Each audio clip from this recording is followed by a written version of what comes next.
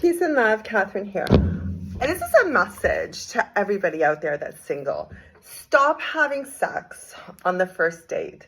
It's not actually healthy. It's not healthy for your energy. It's not healthy for you. Your body is sacred. Your body is your temple. Your energy is yours. Do not share your energy with everybody. It's going to make you have bad energy. The more energy you put out to different people, the more energy lines you're getting back into yourself. And then you're all hooked into each other, which is really, really energetically unhealthy. I could tell when people are promiscuous, it's like their energy is all discombobulated and they have all these lines of energy going out to other people. So sex is sacred. Treat it like it's sacred. Don't have sex with someone just to have sex. Nowadays, girls are like getting the way guys, like, I don't even want to say used to be, because in my time where I lived, it wasn't really like that, only because I lived in a small town in the Yukon when I was like in my young teenager years. So men there weren't really like that. They took time, they got to know you, they were very gentlemanly. But now all of a sudden everyone's like, oh, you should have sex on the first date to see if they're good, to see if you like them, otherwise you're wasting your time.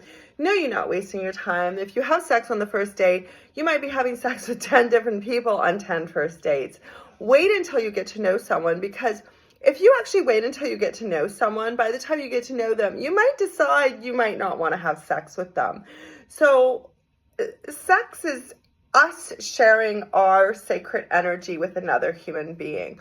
So I recognize the fact that not everyone's going to be married, obviously, when they have sex. Not everyone's going to be heterosexual when they have sex.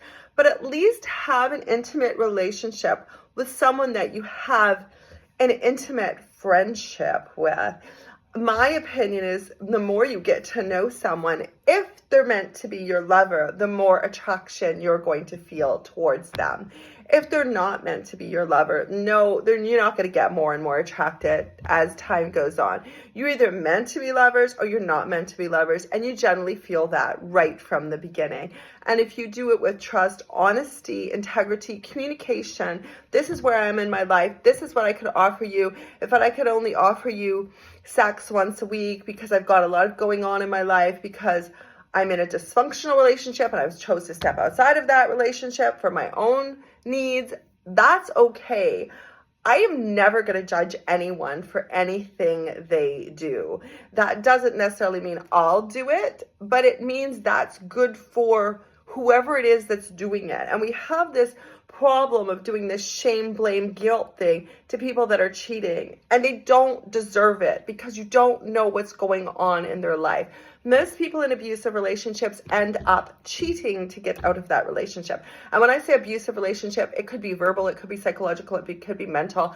It could be you're with a narcissist. It could be physical. So most of those people they're so weak that they have to get outside love in order to feel strong enough to leave. That is normal. I've left abusive relationships on my own without doing that. But that's only because I have such a strong spiritual sense to say to myself at a certain point that I deserve to respect myself and I deserve not to get hurt.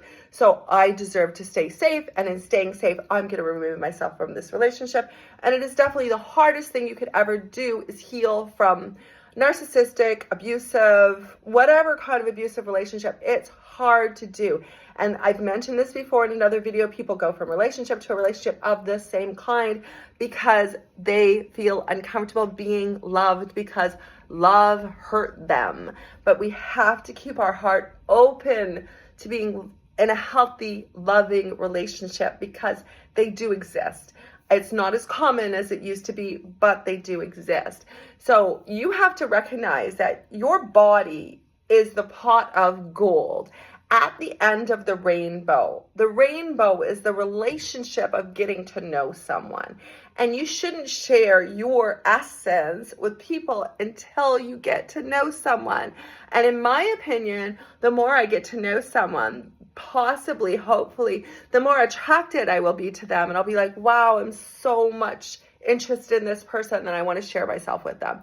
And that's where we need to go. We need to stop having one night stands, stop creating bad relationships for ourselves. And we're doing it for ourselves. And we're also doing it with everything that we're watching on the media, with everything we're watching on TV, with everything we're watching on porn, if we're like watching porn instead of fixing the relationship we're in or seeking an outside relationship, you are harming yourself, because that you're watching on TV or video or movie, it's not real. It's not physical. You need to have real relationships with real people. Can you tell I'm Italian? I use my hands, yes. So we need to have real relationships with real people. We need to be present. Being present means not on your phone. Being present means being psychologically healthy, mean not obsessing over someone, giving someone freedom to be who they want to be. Being free in a relationship is the most important gift you could give to someone, because when you set someone free, if they're meant to be with you, they will be with you. And if they're not, then they're moving on to someone else. But we need to stop hooking people with our relationship because it's something we want. People have to want us. We have to want them. It has to be a mutual, symbiotic situation where we're both giving energy to each other and we're both raising each other's vibrations. And we need to stop sharing negative energy with the world. We need to heal ourselves. We need to take care of ourselves. We need to honor, respect our body. And if you're feeling sexually aroused because you have this discombobulated energy inside of you, go for a walk, meditate, pray, do some yoga, go for a jog, do what makes you feel better about yourself without feeling you need to watch something to remove this feeling from yourself and give it to something that's artificial. We have to give our energy to people that are real people that are in front of us. Be present. Stay off your phone when you're on a date, for Christ's sake. And don't share yourself with everybody.